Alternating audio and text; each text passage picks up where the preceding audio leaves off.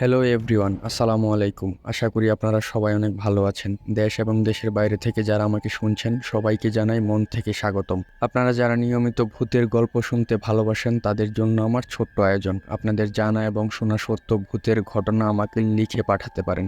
ঘটনা লিখে darktales360@gmail.com এই ঠিকানায় পাঠিয়ে দিন, অথবা ভিডিও ডেসক্রিপশনে আমার ফেসবুক প্রোফাইলের লিঙ্ক দেওয়া আছে, সেখান থেকেও মেসেজের মাধ্যমে ঘটনা লিখে বা রেকর্ড করে পাঠাতে পারেন। আপনাদের সাথে আছি আমি মিঠু, আর আপনারা শুনছেন ডার্ক টেলস অন্ধকার গল্প।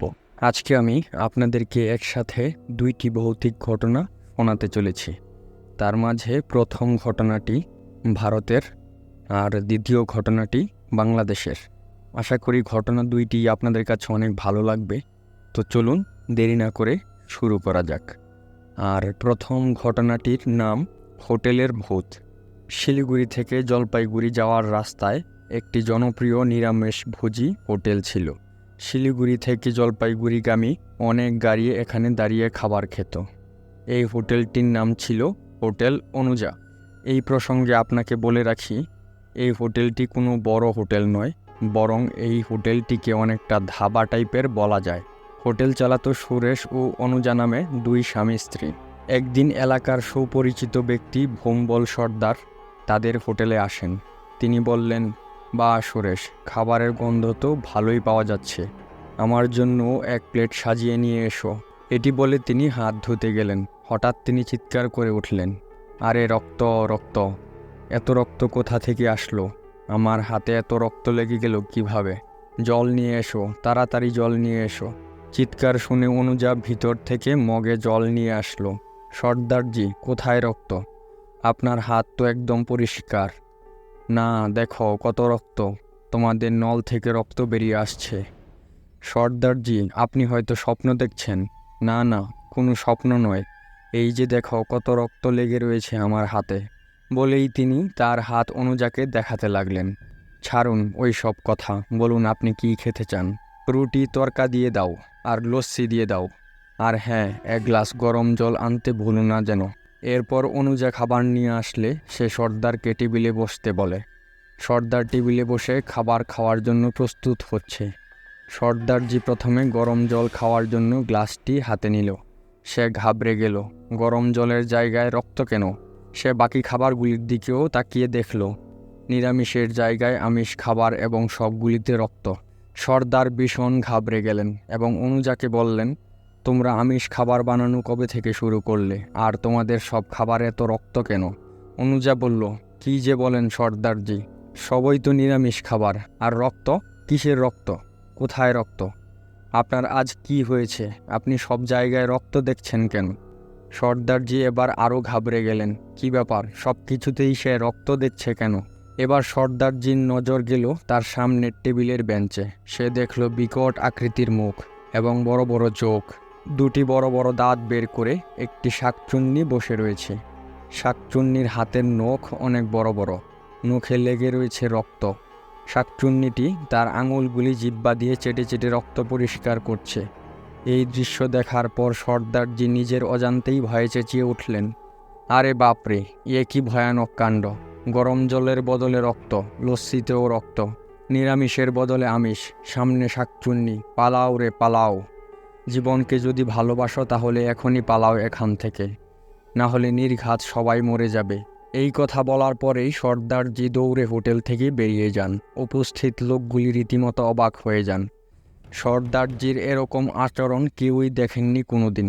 শাকচুন্নির কথা শোনা মাত্রই সব লোকগুলি টাকা না দিয়েই সেখান থেকে পালিয়ে গেল। সুরেশ ভিতরে রান্নার কাজ করছিল। অনুজা নরেশকে সব কথা বলতে বলতে কেঁদে ফেলল।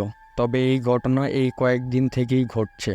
হোটেলে আসা কোনো না কোনো ব্যক্তি ভূত ভূত করে, আবার কেউ ডাইনি ডাইনি বলে চিৎকার করে পালিয়ে যায়। অনুজা বলল, আমার মনে হয় লোকগুলি হয়তো নিশ্চয়ই খারাপ কিছু দেখছে। তুমি কালকেই তান্ত্রিকের কাছে যাও। সুরেশ বলল, আমিও আমাদের হোটেলে কয়েকদিন থেকেই বিভিন্ন ভুতুড়ে কাণ্ড লক্ষ্য করছি, তাই তোমার বলার আগেই আমি তান্ত্রিকের কাছে গিয়েছিলাম। কিন্তু তান্ত্রিক কিছু কাজে কলকাতায় গেছেন, বাড়িতে বলে এসেছি তিনি আসলেই আমাদের সাথে দেখা করবেন। আপাতত কয়েকদিন আমাদের এভাবেই কাটাতে হবে।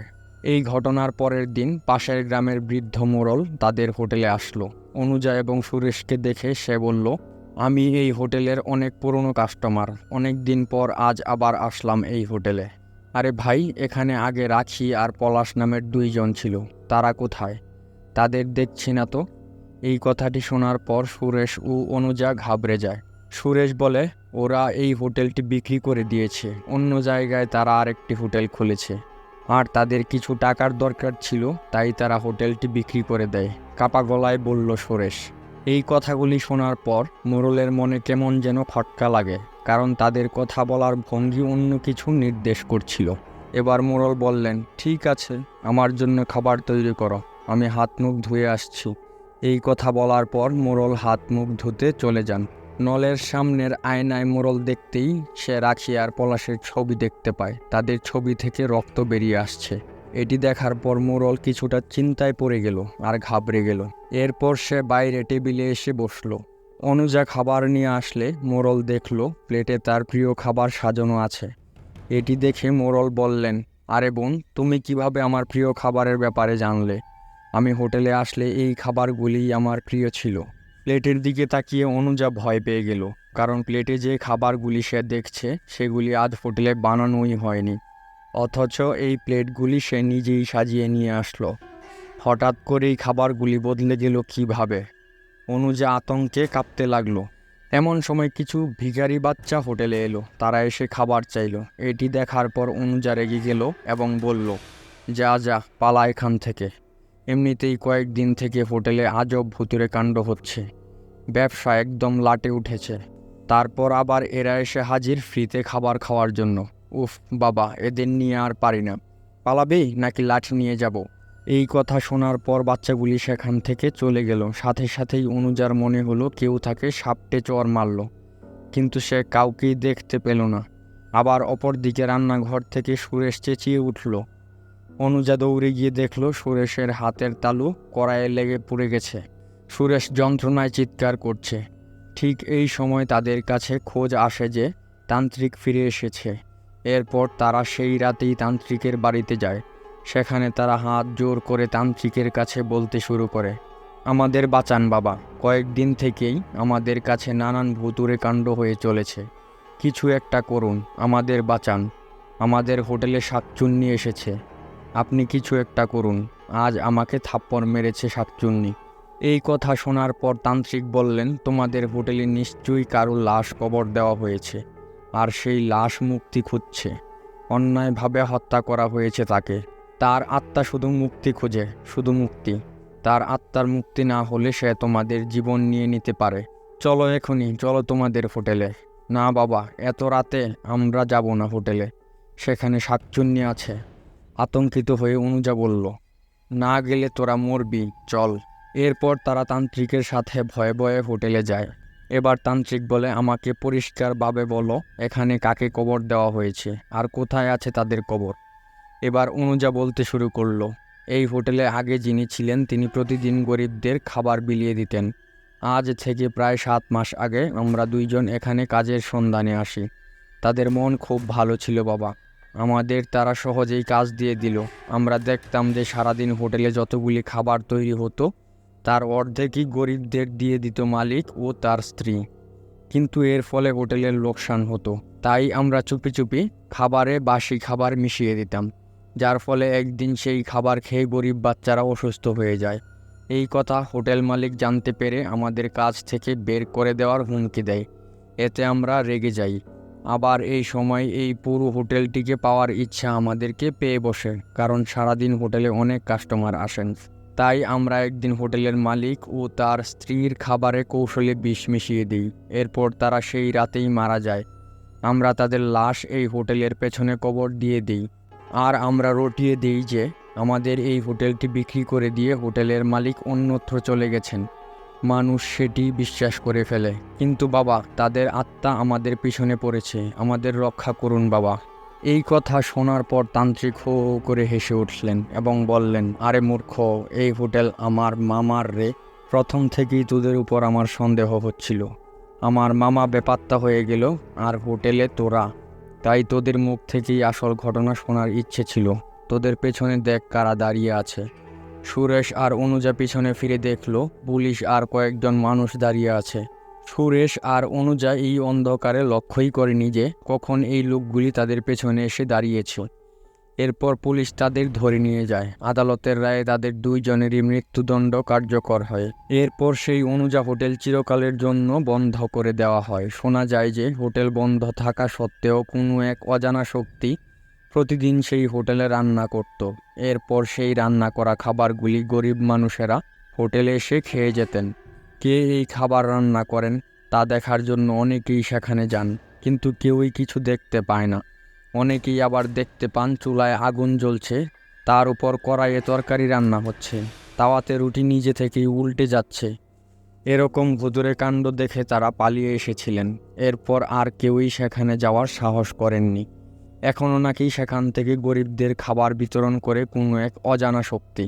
এই ছিল প্রথম ঘটনা। আশা করি প্রথম ঘটনাটি আপনাদের কাছে খুবই ভালো লেগেছে। আর ঘটনা ভালো লাগলে ভিডিওটিকে একটি লাইক দিয়ে চ্যানেলটিকে সাবস্ক্রাইব করুন এবং আপনার মতামত কমেন্টস বক্সে কমেন্টস করে জানান। চলুন এবার দেরি না করে দ্বিতীয় ঘটনাটি শোনা যাক। আর দ্বিতীয় ঘটনাটির নাম ছদ্মবেশী।